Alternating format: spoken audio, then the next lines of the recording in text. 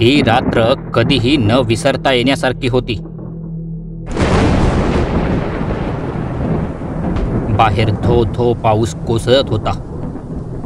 काळोखाने गावाला वेटीस धरलं होतं. एकमेकांशी कुस्त्या खेळणाऱ्या काळ्या ढगांमुळे आभाळात लकाकता तेजस्वी प्रकाश चमकत मागून विजांचा कडकडाट ऐकू येत होता. त्या जीवघेण्या कोलाहलामुळे काळजात थस्स होत होतं.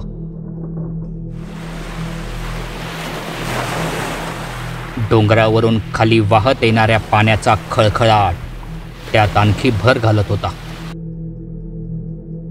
विजेच्या प्रकाशात त्या परिसरातील कमजोर झाडांची झालेली वाताहत साफ दिसत होती. घरातल्या अंधारावर मिनमिनता दिवा थोडाफार मात करण्याचा प्रयत्न करत होता. पदरात झाकलेला एक हात गालावर ठेवून आणि दुसरा हात छातीवर घेत यमुनाबाई भरल्या डोळ्यांनी खिडकीच्या गजांतून बाहेर पाहत होत्या. निसर्गाचं ते रौद्र रूप मनात धडकी भरवत होतं. लहानगा श्याम देखील मागून हळूच डोकावत होता. जशी वीज चमकायची तसा तो यमुनाबाईंना घट्ट पकडायचा. दाराजवळ ठेवलेल्या लोखंडी दांड्याकडे बापूराव चिंताग्रस्त चेहऱ्याने एकटक पाहत होते. त्या तिघांच्याही मनात एकाच विचाराने काहूर माजलं होतं. हा मुसळधार पाऊस, या कडाडत्या विजा, वर डोंगरावर झाडांची झालेली अवस्था, खाली वाहत येणाऱ्या पाण्याचा चिखलाचा लोंढा, या सगळ्यात जर कुणी अडकलं तर कसं बाहेर पडायचं? यमुनाबाईंच्या तर डोळ्यांच्या कडा आता ओलावू लागल्या होत्या. श्यामनेही 50 प्रश्न विचारत भंडावून सोडलं होतं. आबा, साळू कुठं राहिली असेल? कसलं वादळ आलंय बाहेर? कुठं थांबली असेल? का वाट चुकली असेल? व श्यामने न राहून विचारले. बापूराव गंभीरपणे श्यामकडे पाहू लागले. साळू खरंच एखाद्या संकटात सापडली असणार. बाहेरचं ते भयानक वातावरण असंच दर्शवित होतं. परंतु श्याम समोर तसं काही न दाखवता बापूराव म्हणाले, बाळा, पाणी बदाबदा कोसळतंय खरं, पण आपली साळू शानी आणि हिमतीची हाय बघ. एखादी जागा शोधून ती पाऊस वसरायची वाट बघत थांबली असेल. ती आपसूक गेल घरी. नाहीतर मी जातोय जरा यात तिला हुडकाया. यमुनाबाईंनी बापूरावांकडे पाहिले. त्यांच्या डोळ्यात अनिश्चितता दिसत होती. परंतु तितक्यात बाहेर पाऊस कमी होऊ लागल्याची चिन्हे दिसू लागली आणि बापूरावांच्या चेहऱ्यावर काहीशी आशा पसरू लागली. डोळ्यांनीच यमुनाबाईंना हमी देत बापूराव पुन्हा बाहेर पाहू लागले. काही वेळात पावसाचा जोर ओसरला आणि बारीकशी रिपरिप तेवढी सुरू राहिली. बापूरावांनी ताबडतोब देवळीतून टॉर्च बाहेर काढला. डोक्याला प्लॅस्टिकची लहानशी थैली गुंडाळली. हातात गुरं हाकायची काठी घेतली. यमुनाबाई आणि श्यामचा निरोप घेऊन बापूराव बाहेर पडण्याची तयारी करू लागले. आण्या, आण्या र! बापूरावांनी दारात येऊन हाक मारली. का रे बापू, काय झालं? बाजूच्या घरातून अनिलनं मुंडकं बाहेर काढत विचारलं. गड्या, वरनं भटकून यावं लागल. साळू पावसात अडकली या वाटतंय. घरी नाही आली की र?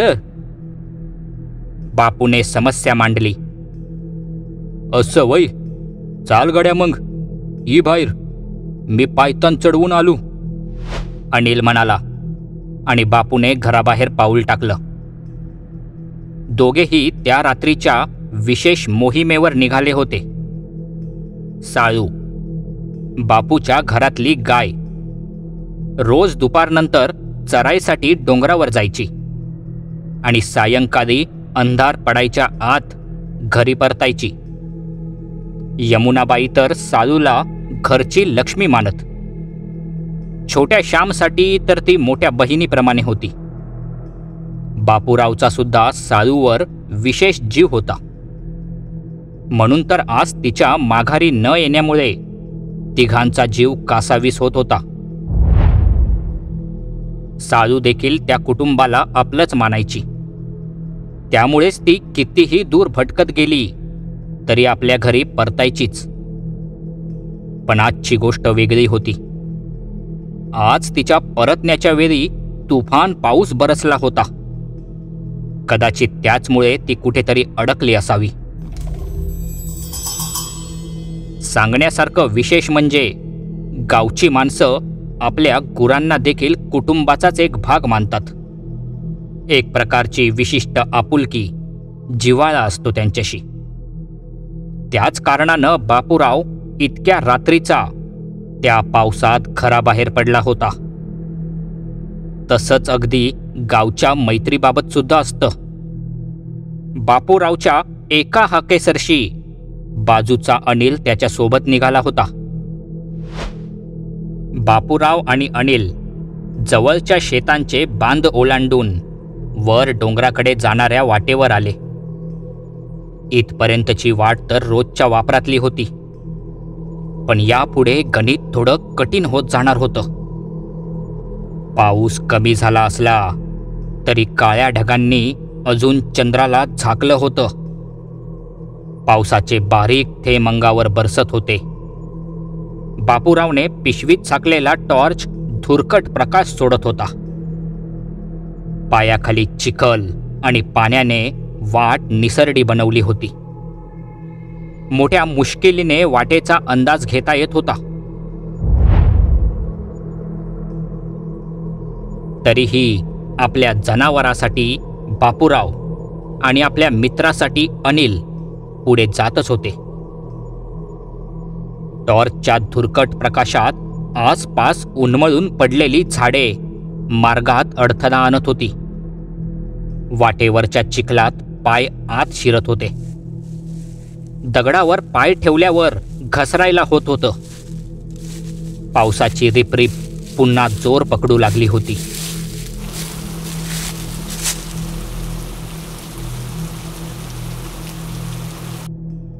इतक्या काळोखात बापूराव आणि अनिल गाय शोधायला आले होते खरे, परंतु पुढ्यात वाढलेली बिकट परिस्थिती पाहता दोघांचेही मन निराश होऊ लागले होते. आतापर्यंत कसे बसे तिथवर आलेल्या बापूराव आणि अनिलला पुढे जावे की नाही याचा संभ्रम पडला होता. पाऊस वाढला तर वर डोंगरावर दूरपर्यंत कोणताही आडोसा घेता आला नसता. तसंही ते दोघे ओले चिंब झालेच होते. परंतु आणखी भिजणं म्हणजे विनाकारण आजाराला आमंत्रण देण्यासारखं झालं असतं. तरी बरं की वीज चमकायची थांबली होती. त्यामुळेच बापूराव आणि अनिल या दोघांनी एका मोठ्या वृक्षाचा आधार घेतला आणि काही काळ त्याखाली थांबून राहिले. बापू, लय वंगाळ लावलं या पावसानं.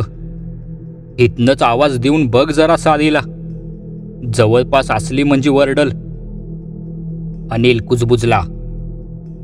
वय आण्या, मला बी वाटतंय सारी जास्त लांब गेली नसल. कुठंतरी आडुशाला बसली असल. दम मी बघतू. बापूराव म्हणाला आणि डोक्यावरची पिशवी काढून अंगावरचं पाणी झाडू लागला. 1-2 क्षण थांबून तो आरोळी देण्यासाठी सज्ज झाला होता. साळू, ये सारे, साळू. बापूराव बेंबीच्या देठापासून ओरडला आणि दम खाऊ लागला. त्या दोघांनी भरपूर वेळ वाट पाहिली, पण उत्तर आले नाही. एव्हाना ओलं अंग शरीरावर शहारे आणू लागलं होतं. पाऊस थांबला होता, परंतु अंगावर येणारं थंडगार वारं चांगलंच झोंबत होतं. हळूहळू ढग पुढे सरकू लागले तसं चंद्राचं दर्शन होऊ लागलं. अंधारलेल्या त्या परिसरावर थोडा का होईना पण प्रकाश पडू लागला होता.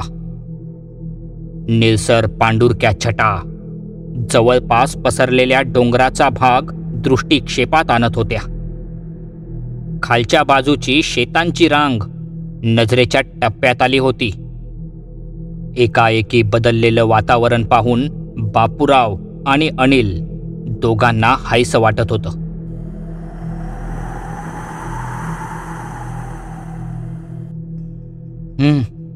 आता जरा दिसायला लागलं बघ. मी अजून हाका मारतो. साळू, ए साळू. बापूराव पुन्हा ओरडला आणि यावेळी त्या मोकळ्या शांत निर्जन भागात त्याचा आवाज चांगलाच घुमला. तितक्यात त्यांच्या वर असलेल्या फांद्या सळसळल्या. कर्कश चित्कार करत झाडावरचे पक्षी उडून दूर गेले. पानांवर साठलेले दवबिंदू घरंगळत त्या दोघांवर येऊन पडले. अये! अनिल जोरात ओरडत पुढे सरकला. बापूरावही तचकला. पण काही स्पष्ट होणार तेवढ्यात त्यांच्या कानी तो आवाज पडला.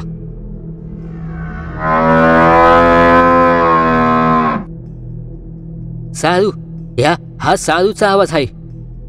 बापूराव उत्साहित होऊन म्हणाला.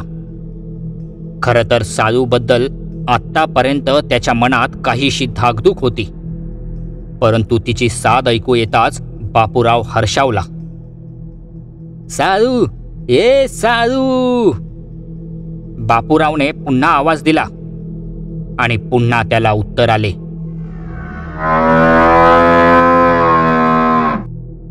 बापू, ते बघ तिकडं. अनिलने आवाजाचा शोध घेतला होता. डोंगराखालच्या एका शेतात त्यांना दुरूनच साळूसारखी आकृती दिसली होती. रात्रीच्या अंधारात पांढरी गाय बऱ्यापैकी उठून दिसत होती. चल चल, घेऊन येऊ तिला. बापूराव असं म्हणत घाईतच डोंगर उतरू लागला. मागोमाग अनिल देखील निघाला. साळे, हा बघ इकडं. ए साळे. बापूराव उतारावरून खाली धावला आणि त्याच वेळी अनिलने आपली पावलं रोखली. चंद्र चांदण्यांच्या प्रकाशात तो साळीच्या दिशेने पाहतच राहिला. साळी वेगाने धावत होती. त्यांच्याच दिशेने येत होती. पण हे काय?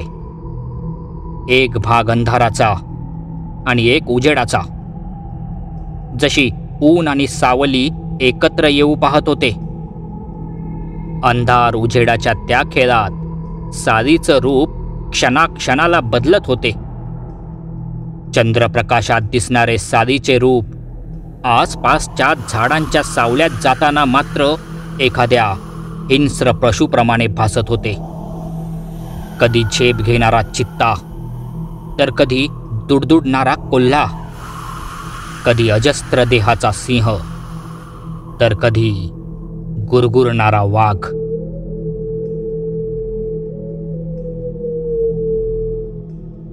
अनिल संभ्रमात होता. समोर घडते हा नजरेचा भ्रम की आणखी काही, त्याला काहीच सुचत नव्हते. पण बापूराव मात्र पुढे धावत होता. त्याला थांबवणे गरजेचे होते.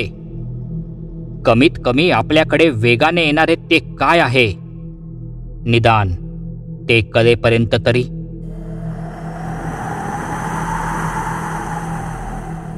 बापू थांब. अनिल ओरडला. तसा बापू मागे वळून पाहू लागला.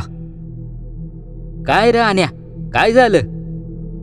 बापूने उतारावरूनच आवाज मोठा करत विचारलं. बापू, मला काहीतरी अजब वाटतंय. साळीकडे नीट बघ. अनिलने शंका व्यक्त केली. काय अजाब असणार हाय? असं म्हणत बापूराव पुढे वळलाच होता.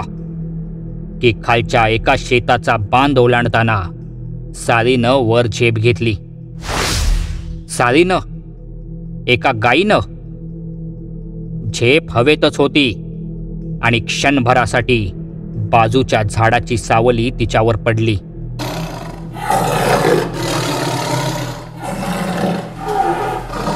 त्या काळोखात हिंस्र वाघाची हादरवून टाकणारी डरकाळी फुटली आणि बापूरावचं काळीज गळ्यापर्यंत आलं. आपली गाय एकाएकी वाघ कशी बनली या कल्पनेनंच त्याच्या डोक्यात मुंग्या येऊ लागल्या. बाप्या पळ! अनिलने जोराची हाक दिली नसती तर बापूराव निर्बुद्धसारखा तिथेच उभा राहिला असता. अनिलचे शब्द कानावर पडताच बापूरावने वर डोंगराच्या दिशेने धूम ठोकली. तो जवळ येईपर्यंत अनिल थांबला होता. आर काय र लगा हे? बापूराव धापा टाकत विचारू लागला. अरे सोड ते, माघारी विचार करू. आता मागच्या वाड्यात उडी घेण्याबिगर वाट नाही. अनिल धीर करत म्हणाला. वय वय पळ लवकर, ते अजून लय लांब आहे. बापूराव म्हणाला तर खरा, परंतु सालीच्या रूपातली ती पाशवी शक्ती आता डोंगरावर पोहोचतच होती.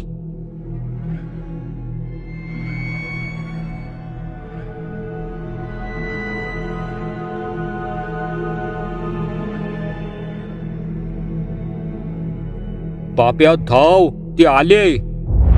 अनिलने जोरात ओरडत मागच्या बाजूचा ओढा गाठला. मागोमाग बापूराव देखील तिथं पोहोचला. शेताकडच्या मार्गावरून साली येत असल्याने त्या दोघांना तिथून घरी जाता येणे शक्य नव्हते.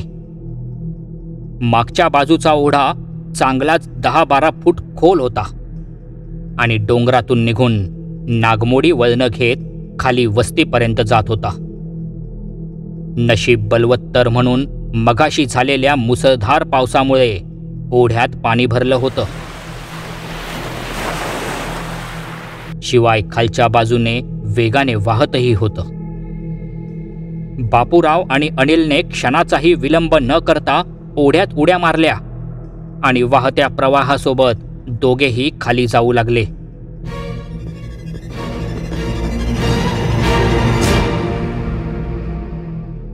पाण्याचा वेग प्रचंड होता. त्यात नागमोडी वळणामुळे कुठे कुठे धडकत आपटत कसे बसे ते दोघे खाली वस्तीपर्यंत आले. एका सुरक्षित जागी थांबून त्यांनी वाट पाहिली, परंतु मागून कुणीच आले नाही. आण्या लगा खरं होतं का रे ते? बापूरावने दम खात विचारले. काय सांगू गड्या, मरता मरता वाचलो आपण. पण काय करायचं, गावाकडं असलं चालायचंच. अनिल शांतपणे म्हणाला. बापूराव आणि अनिल दोघांनीही प्रत्यक्ष त्या पाशवी शक्तीचा अनुभव घेतला होता. अंग बरेच खरचटले होते, मुकामार बसला होता, परंतु प्राणापुढे ही किंमत अगदीच नगण्य होती. झाला प्रकार आपल्यापर्यंतच ठेवायचा असे जाणून बुजून त्यांनी ठरवले. त्यांना माहीत होते, रात्रीच्या अंधारात गावाकडे एकट्या दुकट्याला गाठून असे निरनिराळे खेळ रोज खेळले जातात.